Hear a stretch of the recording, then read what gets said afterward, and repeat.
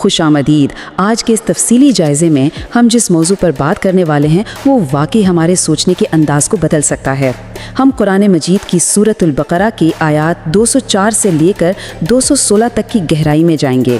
اگر آپ ان آیات پر غور کریں تو یہ زندگی، اخلاص اور اللہ پر بھروسے کا ایک زبردست نقشہ کھینچتی ہیں، خاص طور پر یہ نکتہ کہ ہم دنیا کو دکھاتے کیا ہیں اور ہمارے اندر حقیقت میں کیا چل رہا ہوتا ہے۔ تو آئیے بنا کسی تاخیر کے سفر کا آغاز کرتے ہیں اور دیکھتے ہیں کہ یہ آیات انسانی نفسیات کے کون سے چھپے ہوئے راز کھولتی ہیں۔ سب سے پہلے تو ایک انتہائی کڑوی لیکن سچی حقیقت کا سامنا کرتے ہیں۔ ذرا تصور کریں، ایک طرف وہ لوگ ہیں جن کی باتیں شہد سے زیادہ میٹھی لگتی ہیں، وہ اس قدر دلکش گفتگو کرتے ہیں، خود کو اتنا نیک ظاہر کرتے ہیں کہ اپنی سچائی کا یقین دلانے کے لیے اللہ کو گواہ تک بنا لیتے ہیں۔ ہم سب نے اپنی زندگی میں کبھی نہ کبھی ایسے لوگ ضرور دیکھیں، ہے نا؟ لیکن تصویر کا دوسرا رخ کتنا خوفناک ہے۔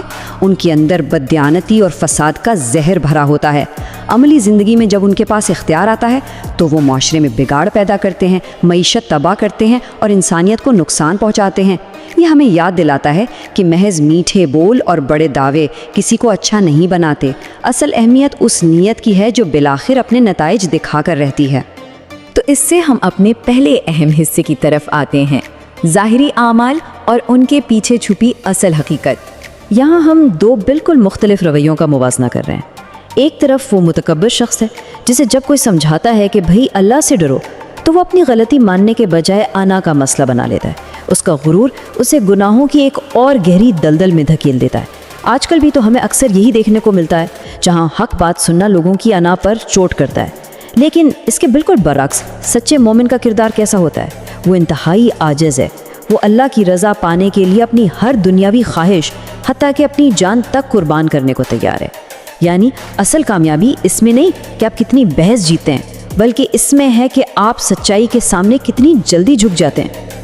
اب آگے بڑھتے ہیں اپنے دوسرے حصے کی طرف، مکمل اسلام اور عاجزی، یعنی دین میں پوری طرح داخل ہونا۔ دین میں مکمل طور پر داخل ہو جانے کا آخر مطلب کیا ہے؟ اس کا سیدھا سا مطلب ہے کہ ہمارا ظاہر اور باطن ایک ہو جائے۔ یہ ممکن ہی نہیں کہ انسان کا عبادت کا خانہ تو بھرا ہو لیکن اخلاقیات اور روزمرہ کے لین دین میں بے ایمانی ہو۔ مثال کے طور پر ہم یہ تو نہیں کر سکتے نا کہ ایک طرف ہم نمازیں پڑھ رہے ہوں اور دوسری طرف اپنے کاروبار میں جھوٹ بول رہے ہوں۔ یہ وہ دیمک ہے جو کردار کو اندر سے کھوکھلا کر دیتی ہے۔ دراصل یہی وہ خاموش جال ہے جو شیطان ہمارے لیے بچھاتا ہے۔ وہ ہمیں یہ وہم دلاتا ہے کہ بس چند رسومات ادا کر لینا ہی کافی ہے، حالانکہ سچائی، انصاف اور حسن سلوک یہ سب اس مکمل طرز حیات کا اٹوٹ حصہ ہیں۔ اس بات کو ذرا تاریخ کے عدسے سے دیکھتے ہیں۔ بنی اسرائیل کی مثال لیجئے۔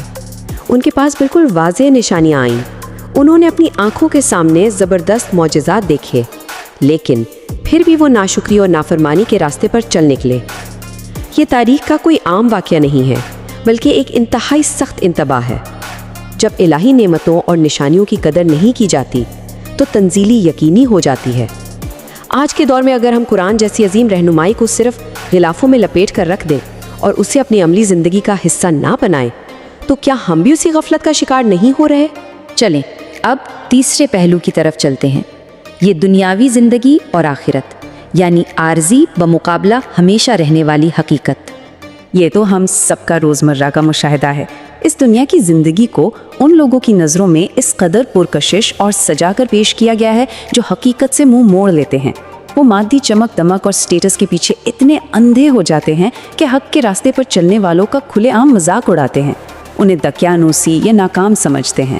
لیکن اصل تصویر کا دوسرا رخ دیکھیں، یہ دنیاوی چمک دمک محض چند دن کی کہانی ہے، جبکہ حقیقی اور ابدی کامیابی تو ان لوگوں کے لیے ہے جو تقویٰ کا راستہ چنتے ہیں۔ یہ ہمارے لیے ایک زبردست یاد دہانی ہے کہ معاشرے کے تانوں یا وقتی مادی محرومیوں سے کبھی دل چھوٹا نہیں کرنا چاہیے۔ چوتھا حصہ ہمیں تاریخ کے بالکل آغاز میں لے جاتا ہے، انسانیت کی ابتدا اور انبیاء کا پیغام۔ اگر ہم انسانی تاریخ کا ٹائم لائن دیکھیں تو شروعات میں تمام انسان بالکل ایک ہی امت تھے، سب ایک ہی سچائی پر قائم تھے۔ تو پھر یہ اتنی ساری تقسیم آئی کہاں سے؟ جواب ہے حسد، انا اور دنیاوی لالچ نے معاشرے کو ٹکڑوں میں بانٹ دیا۔ اسی اندھیرے اور تقسیم کو ختم کرنے کے لیے مختلف زمانوں میں انبیاء بھیجے گئے جو بالکل واضح حق لے کر آئے. اور اگر آج کے دور کی بات کریں، جب ہم ہر طرف خلفشار اور اختلافات دیکھتے ہیں تو یہ بات شیشے کی طرح صاف ہو جاتی ہے کہ وہ اصل اتحاد اور سکون تبھی واپس آ سکتا ہے جب ہم دوبارہ اس بنیادی اور کھری رہنمائی یعنی قرآن کی طرف لوٹیں. 5واں نقطہ بہت ہی عملی اور ہماری روزمرہ زندگی سے جڑا ہے: آزمائشیں، صبر اور سماجی ذمہ داریاں. کیا ہم واقعی یہ سوچ سکتے ہیں کہ بنا کسی مشکل کا سامنا کیے، بنا کسی تکلیف کے جنت جیسی عظیم کامیابی مل جائے گی؟ یہ وہ چپتا ہوا سوال ہے جو ہمارے اس مفروضے کو توڑ دیتا ہے کہ ایمان کا راستہ ہمیشہ پھولوں کی سیج ہوگا. حقیقت تو یہ ہے کہ غربت، بیماریاں اور تکلیف ایک فلٹر کا کام کرتی ہیں. یہ پرکھتی ہیں کہ ہمارا ارادہ کتنا سچا ہے اور ہم اپنے دعووں میں کتنے کھرے ہیں. اور پھر جب یہ آزمائشیں حد سے بڑھنے لگتی ہیں، جب انسان بالکل ٹوٹنے کے قریب آ جاتا ہے، تو تاریخ کی پچھلی قوموں کے لبوں سے اور آج کے ہر اس شخص کے لبوں سے جو شدید مشکل میں ہے، ایک ہی پکار نکلتی ہے کہ اللہ کی مدد کب آئے گی؟ اور جواب کیا ملتا ہے؟ بے شک اللہ کی مدد قریب ہے.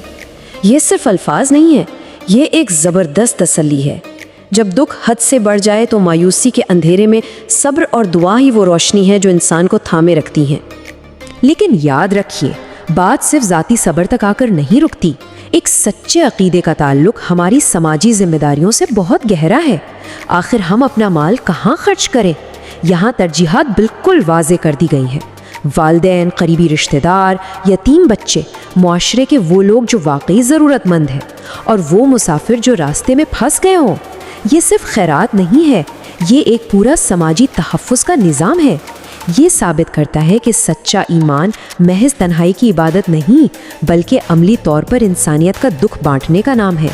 اور اب ہم آتے ہیں اپنے چھٹے اور شاید سب سے گہرے اور فلسفیانہ پہلو کی طرف: اللہ کی حکمت پر مکمل بھروسہ. ہمارے انسانی نفسیات بھی کتنی عجیب ہے نا؟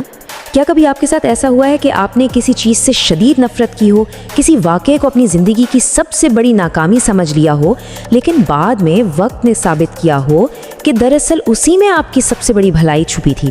اور اس کے برعکس بسا اوقات ہم کسی چیز کو پانے کے لیے پاگل ہو رہے ہوتے ہیں جبکہ وہ ہمارے لیے سخت نقصان دہ ثابت ہوتی ہے.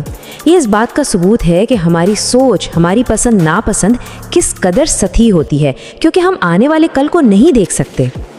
اصل بات یہی ہے کہ ہمارا علم بہت محدود ہے. ہم بس آج کا دکھ، آج کا نقصان یا آج کا فائدہ دیکھ رہے ہیں. لیکن جو الہی حکمت ہے وہ تو پوری کائنات کی پورے منظرنامے کی تصویر دیکھ رہی ہے. وہ بہتر جانتی ہے کہ کون سی بیماری، کون سی مشکل یا کون سی بظاہر لگنے والی ناکامی دراصل ایک بہت بڑے انعام کا روپ دھار کر آئی ہے. اور بالکل یہی وہ مقام ہے جہاں ہم سے یہ تقاضا کیا جاتا ہے کہ ہم اس عظیم حکمت پر بنا کسی شک کے غیر مشروط بھروسہ کریں. تو آج کے اس تفصیلی جائزے کو ہم ایک انتہائی اہم اور گہرے سوال پر ختم کرتے ہیں. جب زندگی میں وہ موڑ آتے ہیں جہاں کچھ سمجھ نہیں آ رہا ہوتا، جب حالات مکمل طور پر غیر یقینی ہوتے ہیں، تو ہمارے پاس دو ہی راستے بچتے ہیں. یا تو ہم اسی جھوٹے دھوکے میں رہیں کہ سب کچھ ہمارے کنٹرول میں ہے اور پریشانیوں میں گھلتے رہیں، یا پھر ہم اپنے آپ اس لامحدود حکمت کے سپرد کر دیں جو اس ظاہری پردے کے پیچھے کی اصل کہانی جانتی ہے. آپ کس راستے کا انتخاب کریں گے؟ ذرا سوچئے گا. ہمارے اس تجزیاتی سفر میں شامل ہونے کا بہت شکریہ.